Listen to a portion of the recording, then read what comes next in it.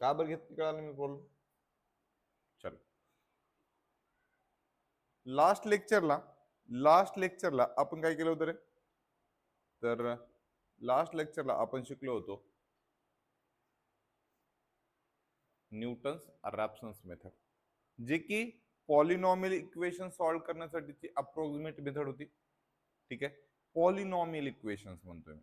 ठीक आहे, आता जे आपल्याला करायचंय ते सायमल्टेनियस इक्वेशन जे असतात त्याचं सोल्युशन करण्यासाठी आपल्याला मेथड्स बघायचे. आपल्या सिलेबसला दोन मेथड आहेत, एक आहे गॉस सिडल मेथड आणि एक आहे जॅकोबी मेथड. सुरुवातीला मी गॉस सिडल मेथड घेणार आहे, त्याच्यानंतर जॅकोबी घेईन. ठीक आहे, आता गॉस सिडल जी मेथड आहे ती ऍक्च्युली खूप इझी आहे, जे की आपण न्यूमेरिकल मध्ये चेक करू. ठीक आहे, तर क्वेश्चन लिहा.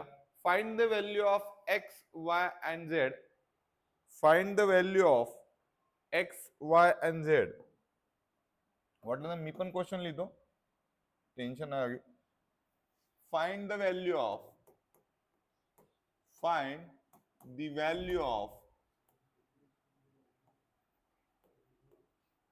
व्हॅल्यूज ऑफ काय X comma Y and Z by using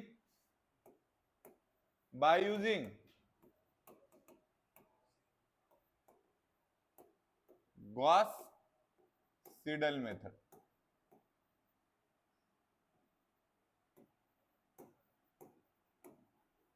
Gauss Seidel method. Find the value of X Y and Z by using an Gauss Seidel method. पहिला क्वेश्चन चेक करा. 2x plus 10y minus z is equal to 11. समजा 11 नको लिहिले का तुम्ही? हा, 11 ला 10 करणं सोपं आहे का? 11 ला 10 करणं सोपं आहे का? 11 नको करू, 10 करायचं. ठीक आहे, दुसरा 10x minus 3y plus z is equal to 9.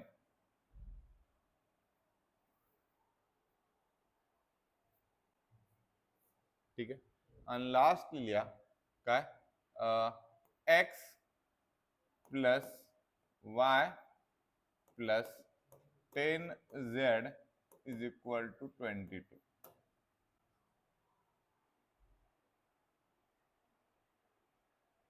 आहे का गॉस एलिमिनेशन? नाही, ते सिलेबस कॉपी मध्ये नाही, नंतर चेक करा. असेल तरी घेतो मी, एक असेल नसेल तरी पण घेतो. ठीक आहे, बट ते कन्फ्युजन नको म्हणून मी घेत नाही. गॉस सिडल मेथडने आपल्याला हा प्रॉब्लेम सॉल्व्ह करायचा आहे. चेक करा रे please, request. Find the value of X Y and Z by using an Gauss Seidel method. कळालं? आणि असे 3 इक्वेशन दिलेले असतात. मी देत असताना थोडंसं हट्टाने चेंज केलं यावेळेस. काय चेंज केलं तुमच्या लक्षात आलं असेल, ज्यांनी पहिल्या मेथडला होते त्यांना लक्षात आहे की मी सुरुवातीला काय घ्यायचो, एक्सचा कोएफिशियंट मोठा घ्यायचो, यावेळेस घेतला नाही. मग इथे चेक करा रे, ह्याला इक्वेशन नंबर द्यायचे. 3 इक्वेशन नंतर किती नंबर यायचे? Equation number 1, equation number 2, equation number 3. तोंड उचलून कुणाला द्यायचं का नाव? नाही. मग काय करायचं, चेक करा रे, हे जे 3 इक्वेशन आहेत त्या इक्वेशन कडे बघायचं. एक्सचा कोएफिशियंट सगळ्यात मोठा कोणत्या इक्वेशनला आहे रे? त्याला इक्वेशन नंबर 1 म्हणायचं. चेक करा, हा जे आहे ते सगळ्यात एक्सचा कोएफिशियंट मोठा आहे का? चेक करा. त्याला इक्वेशन नंबर 1 नाव द्यायचं. मग चेक करायचं उरल्या दोन मध्ये वायचा कोएफिशियंट कुणाचा मोठा आहे? वरच्याचा, म्हणून त्याला इक्वेशन नंबर 2 म्हणायचं. आणि आता उरलेच कोण रे? त्याला इक्वेशन नंबर 3 नाव द्यायचं. हे कळालं का ते सांगा मला. इक्वेशन नंबर 1, इक्वेशन नंबर 2 आणि इक्वेशन नंबर 3 कोणत्या बेसिसवर द्यायचं कळालं? सुरुवातीला एक्सचा कोएफिशियंट कुणाचा मोठा आहे त्याला इक्वेशन नंबर 1 द्यायचं. उरलेल्या दोन इक्वेशन मध्ये वायचा उरलेल्या दोघांमध्ये म्हणतो मी. आता कधी कधी काय होईल ते सांगतो, नीट लग जरे. मी रिपीट क्वेश्चन डिफरंट वेने लिहितो, ठीक आहे. चलो समजा असं आलं 5x plus 10y minus z is equal to something 13 आलं समजा.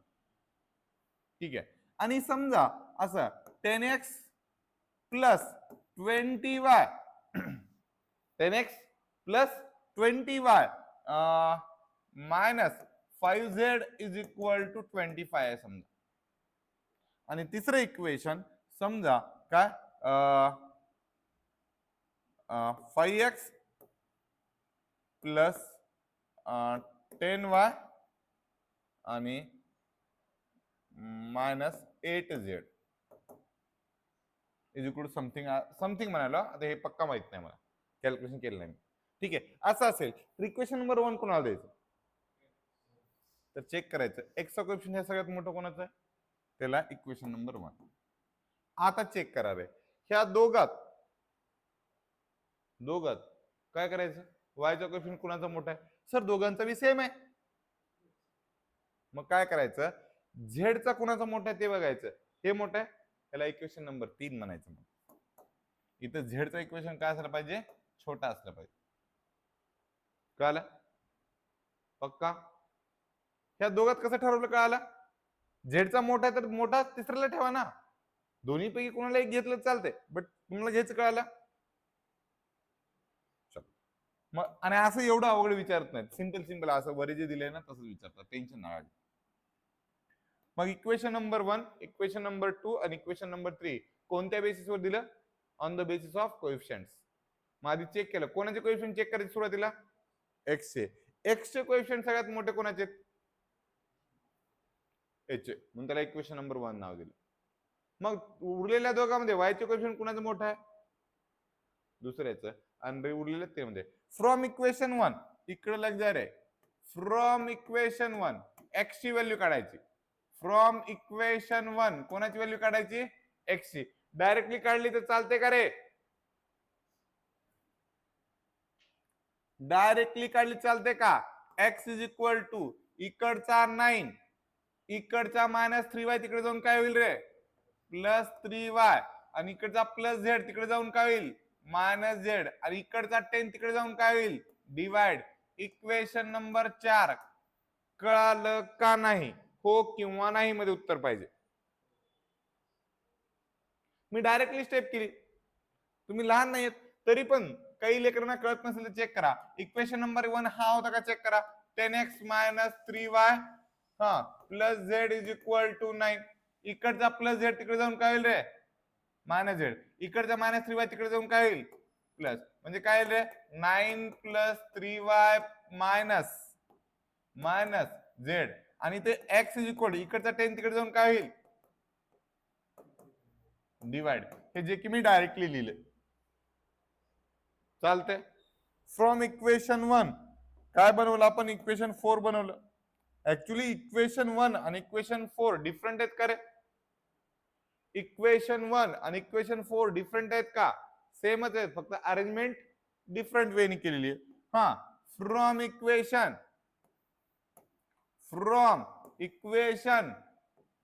किती रे, 2.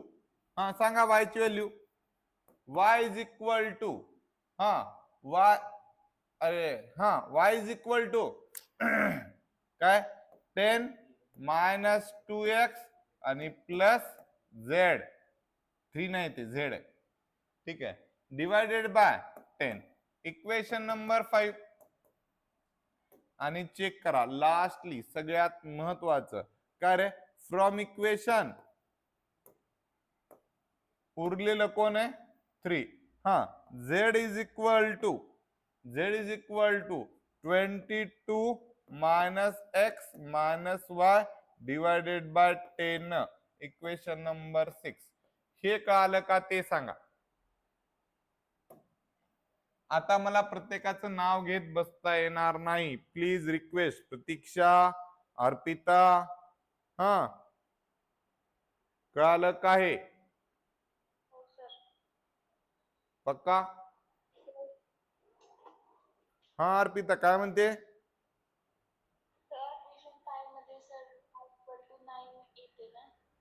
कुठं किती दे,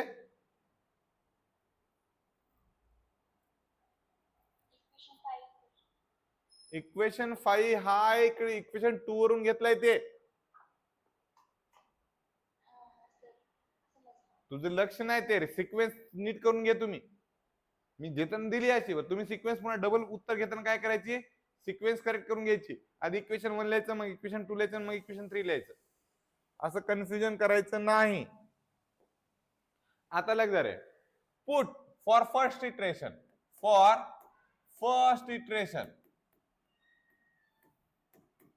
कुठल्या इटरेशन साठी, फॉर फर्स्ट इटरेशन साठी. चेक करा, put x is equal to x is equal to put y is equal to y is equal to 0 and z is equal to 0 in equation 4. Equation 4 मध्ये काय put up करायचं कळालं? हे जे equation 4 आहे त्यामध्ये काय पुटअप करायचं, x ची व्हॅल्यू काढायचं, y ची z ची माहितीये का नाही, म्हणून कुठून सुरुवात करायची, y ची पण 0 ठेवायची, z ची पण 0 ठेवायची. दिसायले का रे? मग किती येते ते सांगायचं. x1 is equal to x1 is equal to 9 plus 3 into 0 minus 0 divided by 10 which is equal to 0.9. हे कळालं का ते सांगा. हो किंवा नाही. चलो, सगळ्यात महत्वाचं जे बोलतोय त्या प्रत्येक गोष्टी तुम्हाला कळाल्या पाहिजेत बरं का. कळालं तरच ते अर्थ आहे काहीतरी, नाहीतर काहीच फायदा नाही. कळालं? आता चेक करा रे, आता व्हॅल्यू कुणाची काढायचंय, x ची काढली, आता कुणाची काढायचंय, y ची. इक्वेशन नंबर 5 वरून y ची व्हॅल्यू काढायची. इक्वेशन नंबर 5 वरून y ची व्हॅल्यू काढायची. सर y ची व्हॅल्यू काढण्यासाठी x ची z ची लागते व्हॅल्यू, तर x ची आलेली व्हॅल्यू आणि z ची माहित नाही म्हणून 0 पासून सुरुवात करायची. मग इथे लिहायचं put x is equal to किती रे, 0.9 म्हणजे आलेली व्हॅल्यू, अँड z माहितीये का नाही, 0 इन इक्वेशन 5.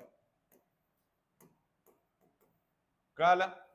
म्हणजे तुम्हाला व्हॅल्यू कुणाची भेटेल रे, y1 ची. y1 is equal to, check करा, 10 मायनस 2 इंटू किती रे, 0.9 आणि प्लस 0 डिवायडेड बाय किती रे, 10. किती आली रे,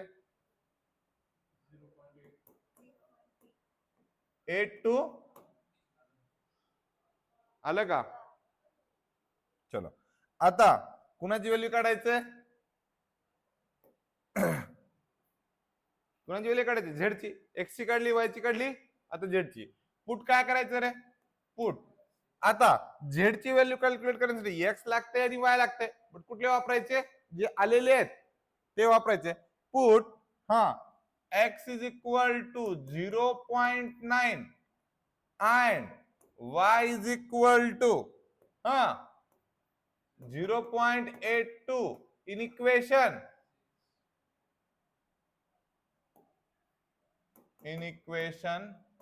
6. चलो, तो थोडीशी मदत पाहिजे मला. z1 is equal to 22 minus 0.9 minus 0.82 divided by 10. Calculation 2.028. अवघड आहे का रे. फर्स्ट इटरेशन कळालं का,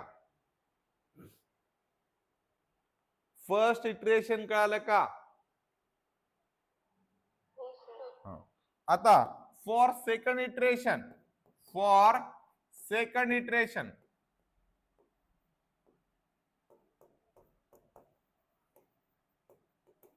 अजून 4 नंबर इक्वेशन मधून व्हॅल्यू चालू करायची. पुट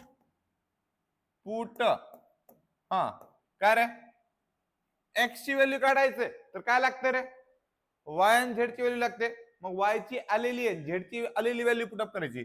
वाय ची किती आलेली value, put Y is equal to 0.82 and हा z is equal to 2.028 in equation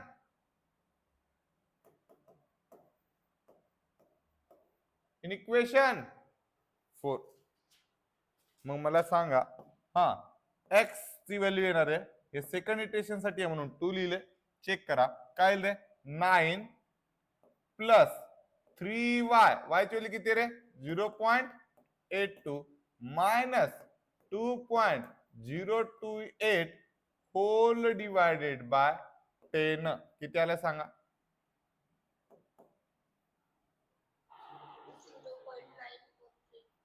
0.943 आलं. 4 डिजिट लिहित राहते, सोपं जाते. कळलं. हा आता हे झालं एक्स ची व्हॅल्यू. आता वाय ची व्हॅल्यू काढायचं सेकंड इटरेशन साठी. हा काय करायचं रे, पुट आलेली एक्स ची value, x is equal to किती रे 0.9432 and झेड ची आधीची value Z is equal to 2.028 in equation किती रे 5. चलो मग सांगा मला y2 ची व्हॅल्यू किती. y2 is equal to 10 minus 2 into 0.9432 आणि प्लस 2.028 होल डिवायडेड बाय 10. हा 1.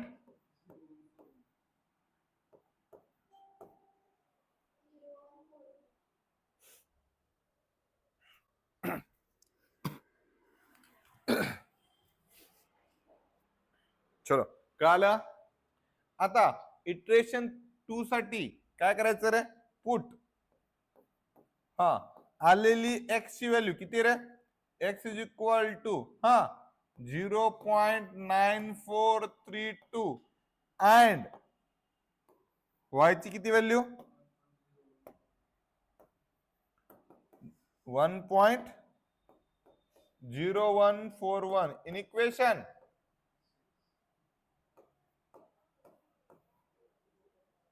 चला थोडीशी मदत करा.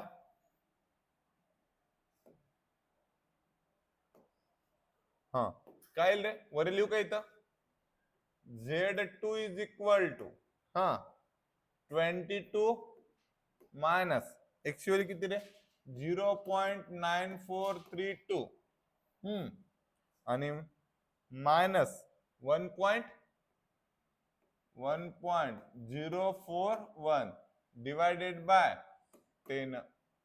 चलो थोडीशी जागा नाही माझ्याकडे इथं, तर मी याला कलर चेंज करतो थोडस. दिसायला का रे, चेक करा.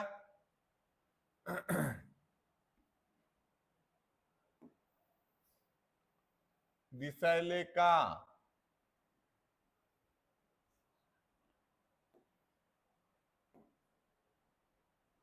अरे दिसायले का, कुणाची व्हॅल्यू चुकली. हा लिहिताना चुकली माझी, काय चुकली.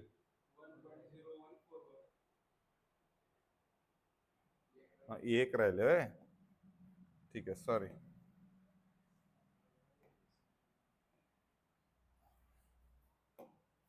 ते माझ्या वयानुसार होते तसं टेन्शन आहे. आता वय झालं की आपलं. हा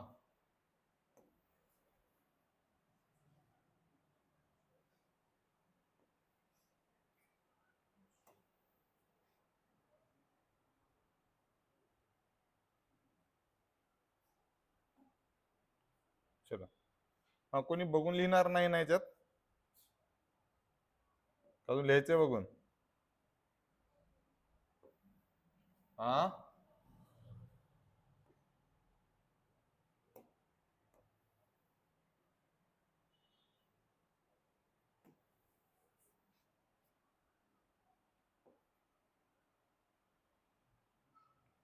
चल.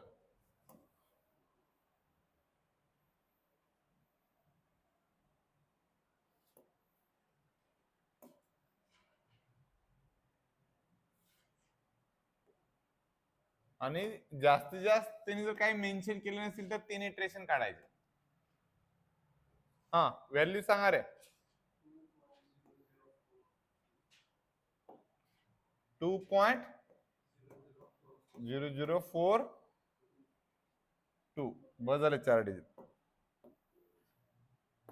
खूप झाले 4 डिजिट. चलो Z2 कळाला. हे जर किती इटरेशन झालेले 2. आता थर्ड इटरेशन. थर्ड इटरेशन साठी काय करायचं रे. अजून रिपीट पुट. हा y इज इक्वल टू किती रे. y is equal to 1.0141 and and z ची व्हॅल्यू किती 2.0042 इन इक्वेशन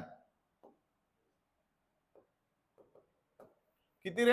x ची व्हॅल्यू काढायची असेल तर 4 कडे जायचं, y ची व्हॅल्यू काढायची असेल तर 5 कडे जायचं आणि z ची व्हॅल्यू काढायची असेल तर इक्वेशन नंबर 6 कडे जायचं. चलो x3 थर्ड इटरेशन कोण सांगते रे.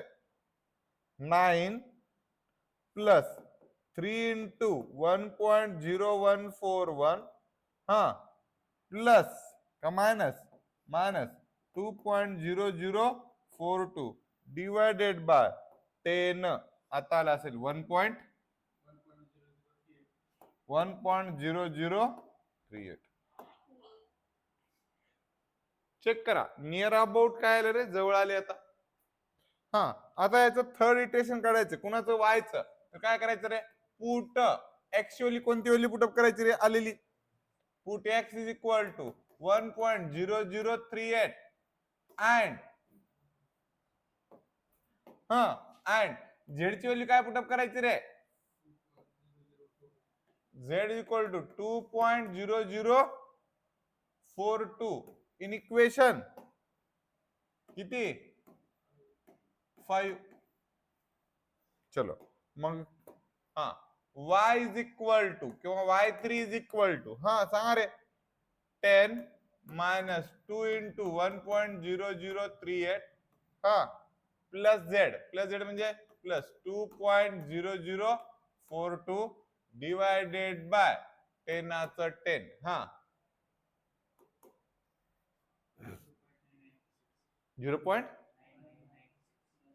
0.9996.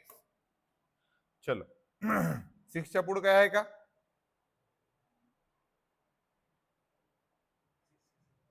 अजून 6 होतं तर 7 करू का मग तिथं. नाही राहू दे काय अडचण नाही. आता last put x is equal to किती रे 1.0038 and y is equal to किती y इज इक्वल टू किती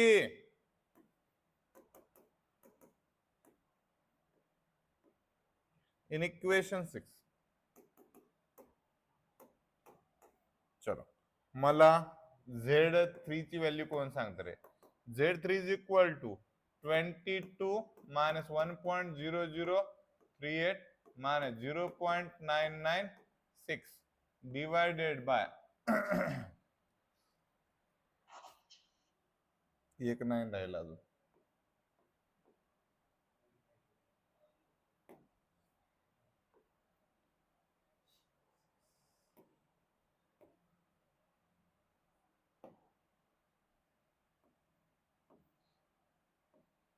गडबडच.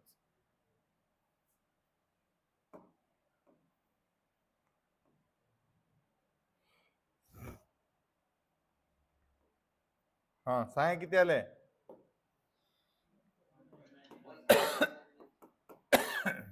किती 9 आहेत त्याच्या पुढं? मग x3 y3 आणि z3 कडे बघून सांगायचं की x ची व्हॅल्यू नियर अबाउट किती येईल रे? एक्झॅक्टली नाही, कारण अप्रॉक्सिमेट व्हॅल्यू किती येईल रे? 1.0038 म्हणजे काय रे? नियर अबाउट 1 येईल. y ची व्हॅल्यू किती येईल रे? 0.999 म्हणजे किती रे? ते पण 1 येईल. आणि लास्टली z ची व्हॅल्यू सुद्धा 1.999 म्हणजे किती येईल? ठीक आहे, किंवा आलेल्या व्हॅल्यू लिहिले तरी चालतं, किंवा x3 y3 z3 च्या आलेले जे व्हॅल्यू आहेत ते लिहिलं तरी चालतंय. मी विचार केला होता की जॅकोबी मेथड सुद्धा होईल, नाही होणार. ठीक आहे, मंडेला घेऊ ते.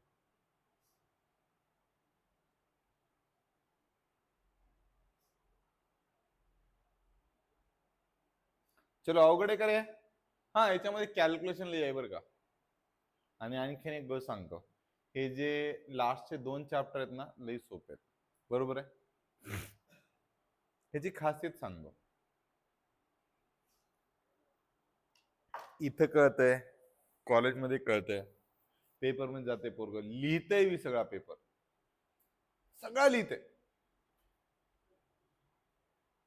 बट जर समजा कॅल्क्युलेशन मध्ये थोडं पण इकडे तिकडे झालं, आपल्याला आपल्याला काय वाटतंय?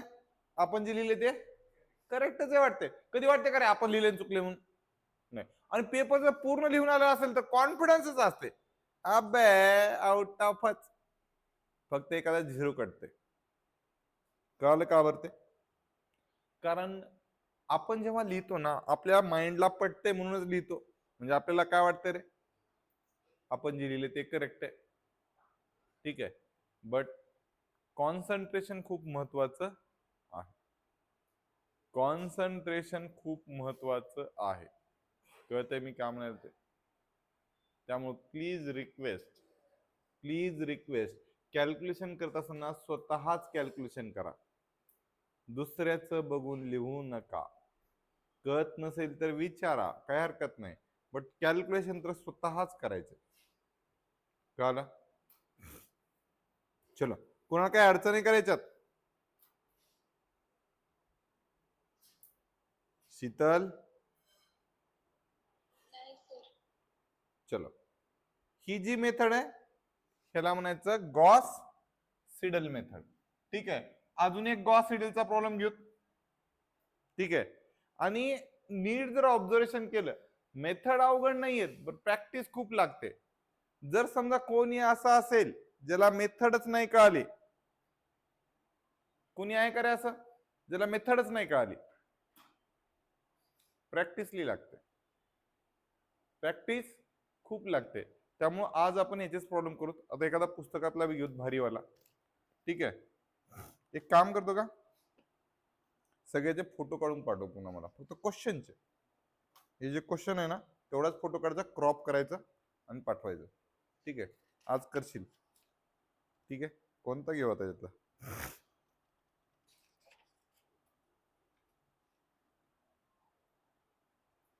1-1 वाला घेत नाही रे. हा,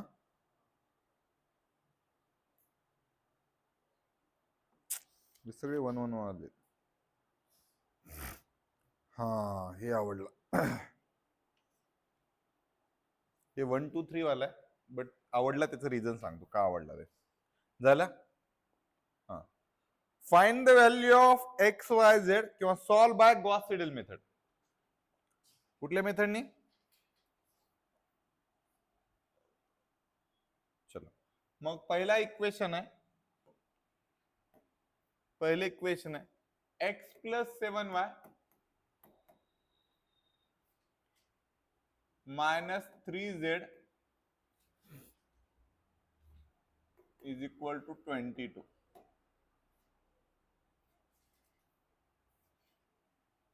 सॉरी, -22. -22 करा रे.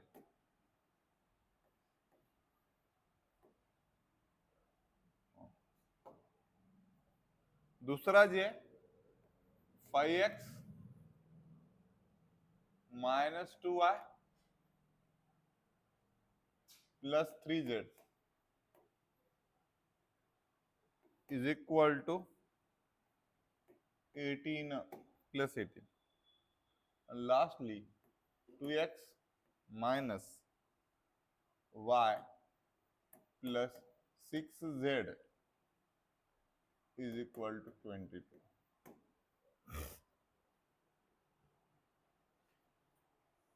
उद्या काय करशील सगळे आजच कर ह्याचे बी जाकोबीचे बी फोटो काढून टाकायचे. हा प्रॉब्लेम कडे नीट बघा. हे प्रॉब्लेम का घेतलं ते सांगतो. का हे काय अजून एक असा प्रॉब्लेम आहे, एकमेव प्रॉब्लेम आहे जिचे कोइफिशियंट 10 किंवा 20 नाही आहेत, 5 7 8 असं काहीतरी आहेत मिळत. हा इकलं जर आहे. आता मी रिपीट लिहितो. इक्वेशन नंबर 1 कोणाला म्हणायचं याच्यात सोल्युशन सुरुवात करायला. इक्वेशन नंबर 1 कोणाला म्हणायचं, वरचा मधला की खालचा? मधला. म्हणजे काय का 5x minus 2y plus 3z is equal to 18 तुमचं काय असेल, इक्वेशन नंबर 1 असेल. इक्वेशन नंबर 2 कोण असेल?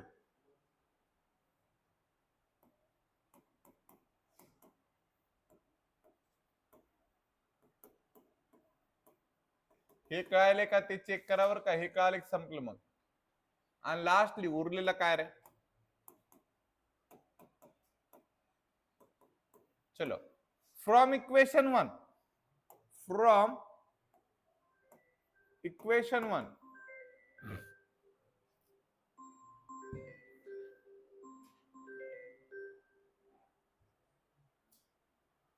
हा बोल दीदी. सर क्लास घेणार आहात? हा कारण ऋतुजा, श्रेया आणि प्रतीक्षा येणार नाहीयेत. जाऊ दे मग कॅन्सल करून टाक. ठीक आहे. ग्रुपवर मेसेज कर. हो चालतंय. चलो फ्रॉम इक्वेशन 1 आज दोन्ही मेथड होतील ते तुमचे. आता पुढचा क्लास कॅन्सल. बरं ठीक आहे, येस मेथड घेऊ. हा फ्रॉम इक्वेशन 1 तेवढे तर व्हॅल्यू सांगा मग. आता सांग किती रे. x इज इक्वल टू, मी डायरेक्टली लिहिणार आहे, x is equal to 18 plus 2y minus 3z divided by 5. Equation number 4 कोणाला काय अडचण आहे का? हा फ्रॉम इक्वेशन 2 हा y ची व्हॅल्यू सांगा. y is equal to -22 minus x plus 3z divided by 7. Equation number 5. हा from equation 3 z is equal to 22 minus 2x plus y divided by 7 का 6. मला सांग नंबर तू सांगायचे त्याच्याकडे हात का करायला असतो? हा मला स्वप्न पडलं का? जळकोटे सरकार हे मला मान्य नाही बघा. मला सांगा तुमच्यावर असे हातवारे इशारे करायले कसं होईल त्याला? समजावून सांगा त्याला. हा मग मी बोललो तर तुम्हाला राग येईल. मित्र आहे तुमचा. चला इक्वेशन नंबर 6 चेक करा. मी डिवाइड बाय म्हणलं तर असा हात करायला कसं करा होता. चलो बस आता फक्त एक लक्षात हे 4 5 6 पहिल्यांदा x ची व्हॅल्यू 4 इक्वेशन काढायची, y ची व्हॅल्यू 5व्या इक्वेशन वर आणि 6व्या इक्वेशन वर व्हॅल्यू कुणाची काढायची रे?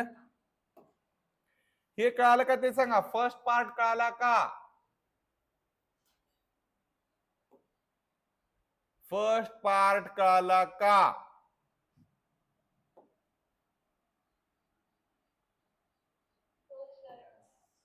चल मग म्हणायचं इथं काय रे पुट हा एक्स ची व्हॅल्यू जर काढायची असेल तर वाय आणि झेड ची व्हॅल्यू किती पुटअप करावं लागेल रे y is equal to z is equal to 0 in equation 4.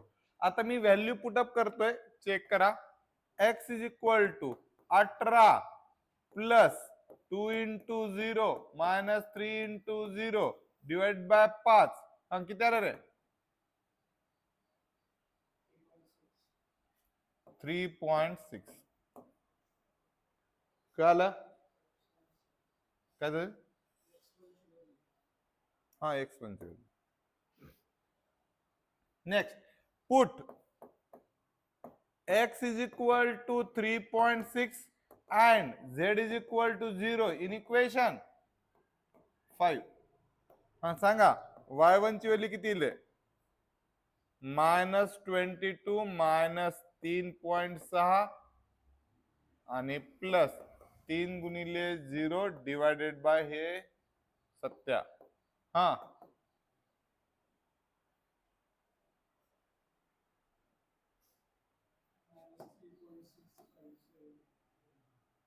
-3.6571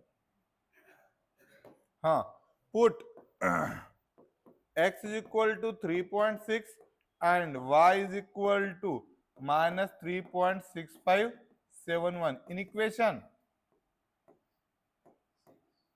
6 आता इथं खाली जागा नाही तर इथं लिहितो हा z1 is equal to किती रे 22 मायनस 2 into 3.6 आणि प्लस बट स्वतःची व्हॅल्यू मायनस 3.6571 डिवायडेड बाय हा 6 इज इक्वल व्हॅल्यू सबस्टिट्यूट करणं खूप महत्वाचं आहे बरं का वाटेल तुम्हाला सोपं आहे बट तेवढं बी सोपं नाहीये 1.8571 ठीक आहे चेक करा फर्स्ट इटरेशन मध्ये कोणाला काय अडचण आहे का फर्स्ट इटरेशन मध्ये कोणाला का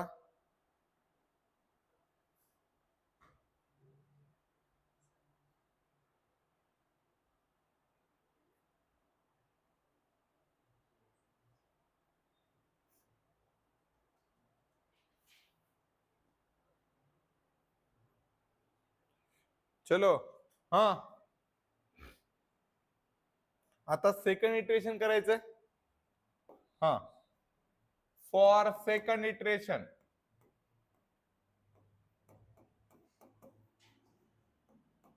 फॉर सेकंड इटरेशन काय म्हणाले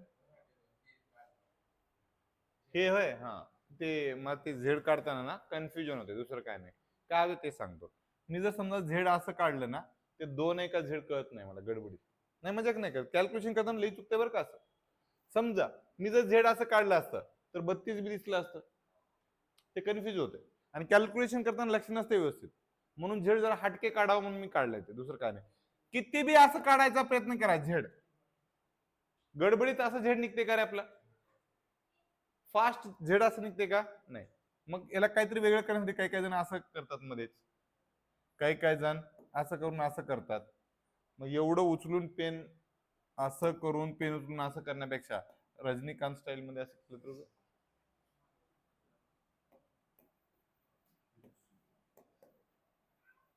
कळालं हा मग आता मला सांगा फॉर सेकंड इटरेशन एक्स ची व्हॅल्यू काढायचे तर काय पुटअप करावं लागेल रे put Y is equal to किती पुटअप करायचं रे आलेली व्हॅल्यू मायनस 3.6571 अँड झेड ची व्हॅल्यू 1.8571 करेक्ट आहे कुठल्या इक्वेशन मध्ये ठेवायची रे इन इक्वेशन हा हे कळाले का चेक करा नाही कळत असेल तर विचारा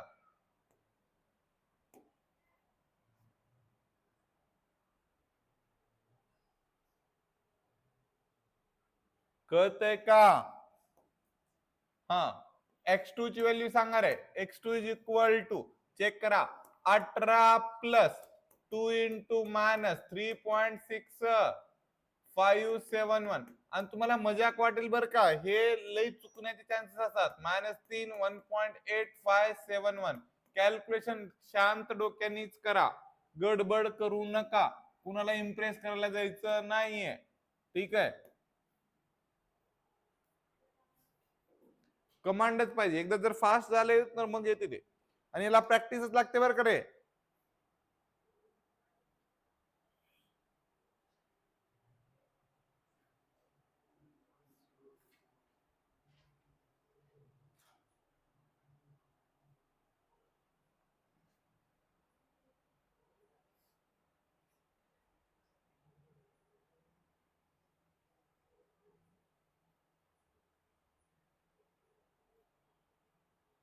हा, 1. हा 229. हा, put x is equal to 1.0229 and z is equal to 1.8571 in equation किती रे? 5. हा, सांग किती रे? y2 is equal to -22 minus 1.0229 plus 3 into 1.8571 divided by 7. Calculation please.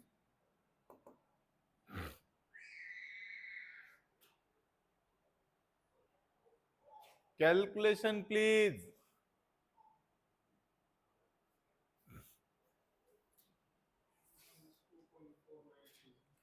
-2.4930. Correct आहे का? चेक करा बरं.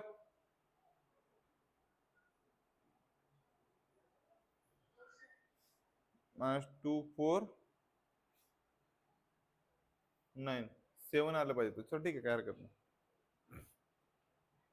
कळालं?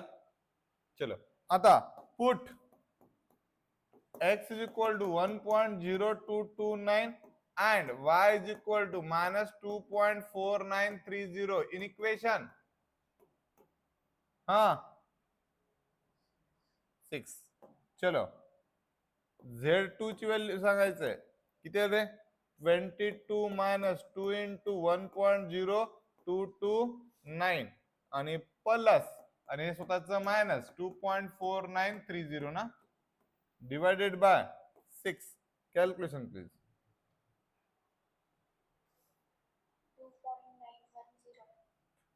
2.910 आलं का रे?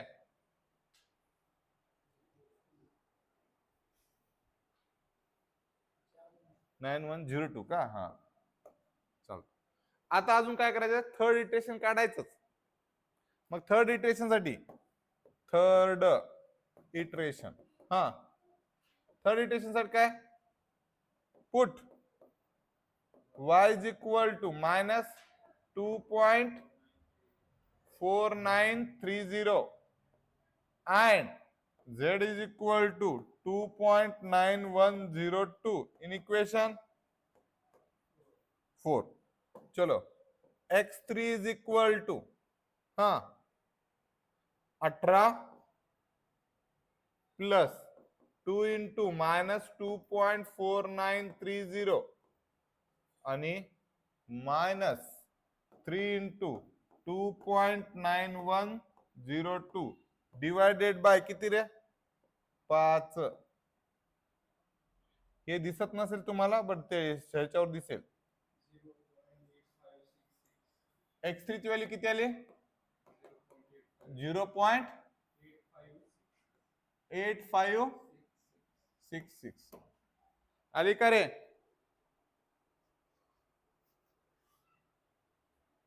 0.8566 आली का? जी आली ती आली घ्यायचं, काय टेन्शन नाही घ्यायचं.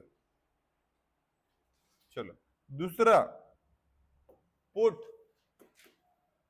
x is equal to 0.8566 and z is equal to किती रे? 2.9102 इन इक्वेशन 5. हा सांगा y3 ची व्हॅल्यू सांगा.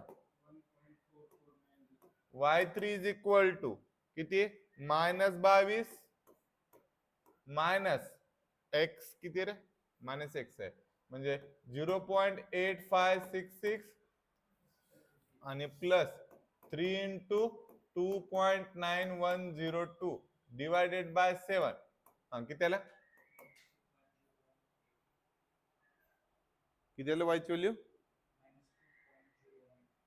-2.018.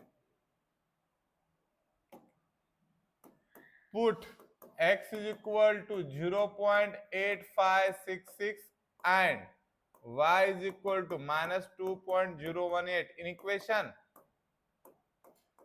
6. हा Z3 is equal to calculation check करा रे. हा 22 minus 2 into 0.8566 आणि plus y plus of -2.018 whole divided by 6. Z3 ची व्हॅल्यू सांगा रे.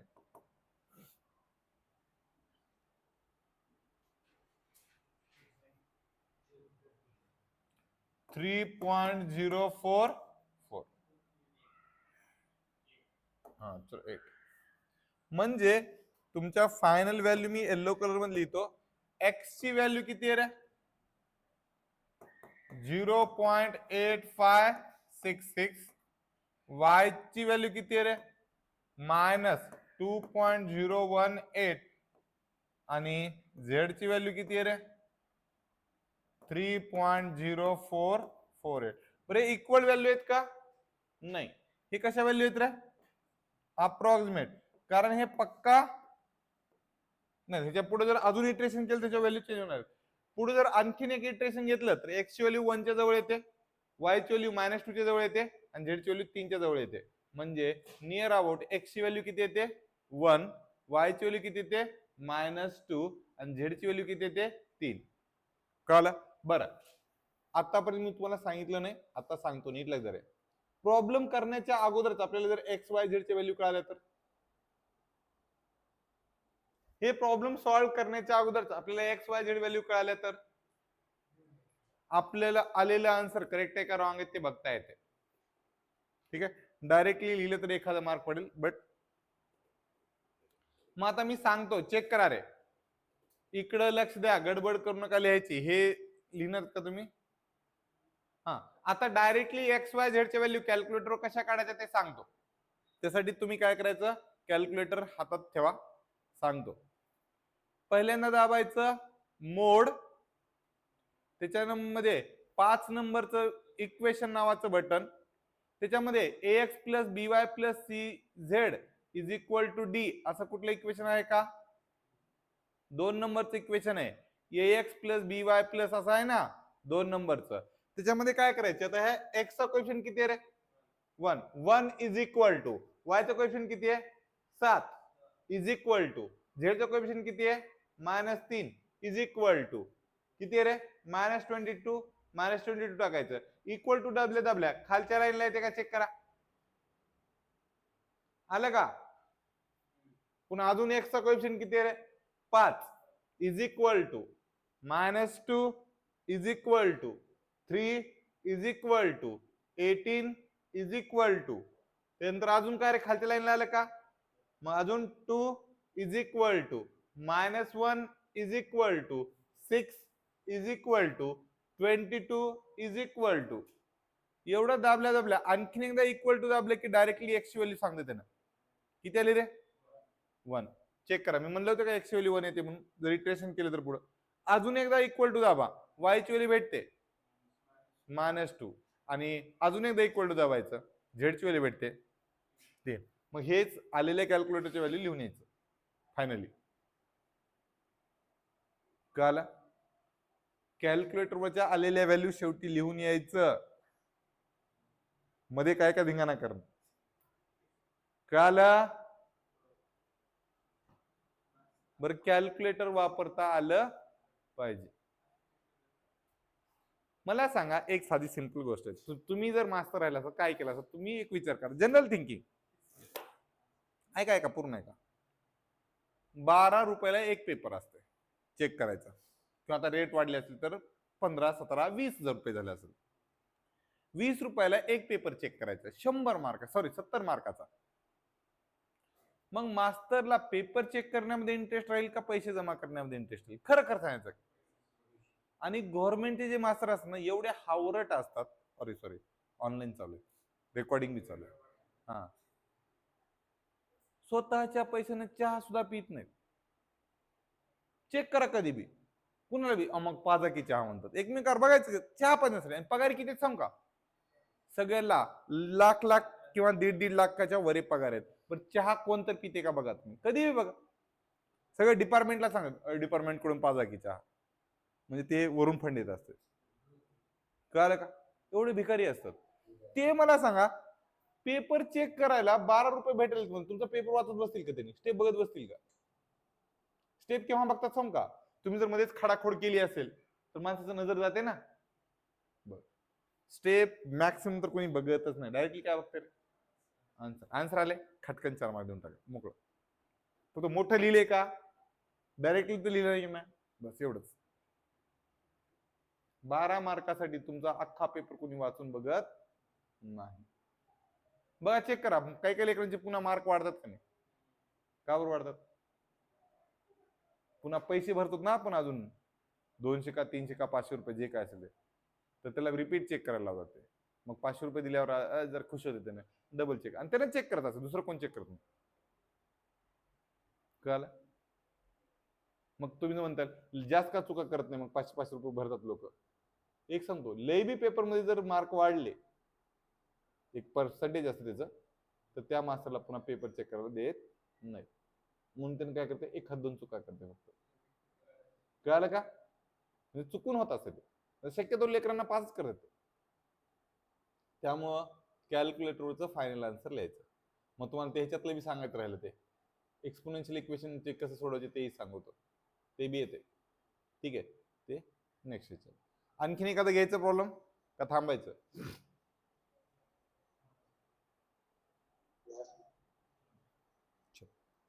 आजच्या दिवस आपण थांबूत. कुणाला काही डाऊट, कुणाला काही अडचण आहे का सांगा. हा, गॉस सिडल मेथड खूप सोपी आहे. गॉस सिडल मेथड ही खूप सोपी आहे. फक्त फक्त काय करणं गरजेचं आहे? प्रॅक्टिस करणं गरजेचं आहे. ठीक आहे, जमलं तर सोमवारी जाकोबी मेथड स्टार्ट करू, नाही तर यालाच आपण कंटिन्यू करू. Okay, thank you.